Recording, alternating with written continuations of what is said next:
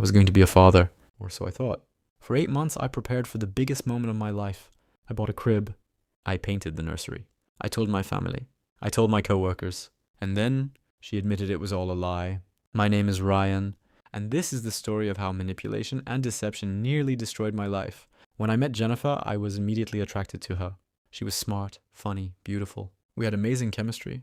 But here's the thing about Jennifer, she was intense. In the first 3 months of dating, she told me she loved me. She talked about marriage. She talked about children. She wanted to merge her life with mine at lightning speed. I was swept up in it. I thought it was passion. I thought it was love. After a year of dating, we moved in together. After 18 months, we got engaged.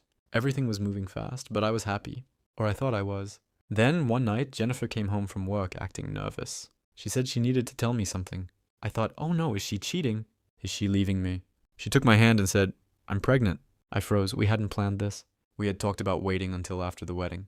But she was smiling. She looked happy. She said, I know it's not planned, but I'm so excited. I'm almost 6 weeks along. I should have been shocked, but I was also happy and guilty for not being more happy. I said, okay, we'll figure this out together. She cried happy tears. She hugged me. She said, I knew you'd be supportive. I knew you'd be a great father. So I became a father-to-be. I took her to every single doctor's appointment. I cut back my work hours. I saved money. I bought baby furniture. I set up a nursery. I told my parents. They were thrilled. They bought gifts. Lots of gifts. Jennifer went to prenatal classes. She read pregnancy books. She showed me ultrasound photos. Everything seemed real. But here's what I didn't notice at the time. I had become trapped. Jennifer's behavior became controlling. She would get angry if I worked late because I was abandoning her in her time of need. She would cry if I went to the gym because I was being selfish when she was growing a human. She would tell me stories about how hard the pregnancy was. But when I offered to come to doctor's appointments, she would sometimes cancel them. One time I insisted on coming to an appointment. She said, fine. But don't be shocked if they tell us we're having twins or that the baby has a genetic issue. The stress you're causing me could hurt the baby. I felt guilty, so I stopped insisting on coming. At 6 months pregnant, she said she needed to travel to see her family.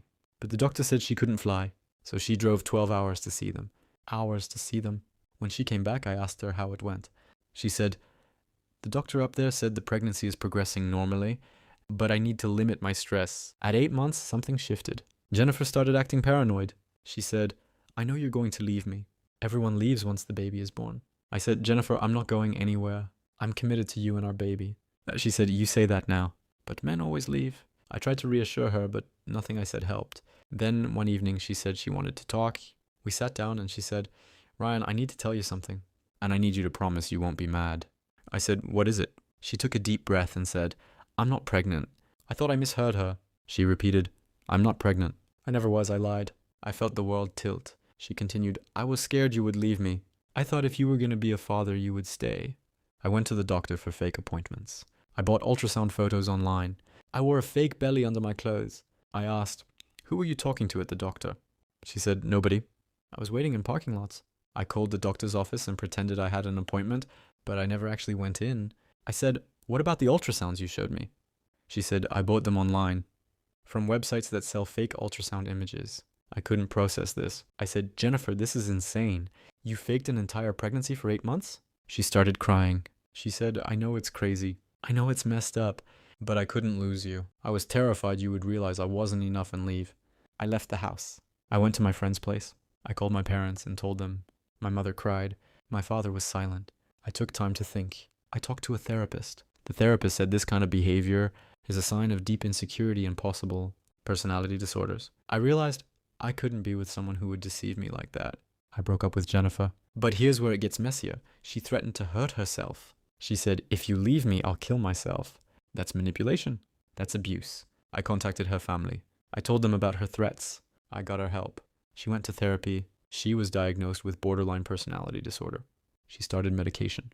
But I didn't go back to her. Here's what I learned. Sometimes people lie because they're broken. That doesn't excuse the lie. That doesn't mean you have to fix them. That doesn't mean you owe them a relationship. Your job is to protect yourself. If someone lies to you, even if they're crying, even if they say they'll change, even if they threaten to hurt themselves, that's your sign to leave. Themselves, that's your sign to leave. Today I'm engaged to someone else. Her name is Kate. She's honest. She's secure. She doesn't need to lie to keep me around. And that's what I want. A partner who chooses to be with me because she wants to be. Not because she's terrified of losing me. If you're in a situation like this, if someone has lied to you or manipulated you, please know, it's not your fault. You're not responsible for fixing them. Take care of yourself first. Thank you for watching. Please like and subscribe for more stories of justice and healing.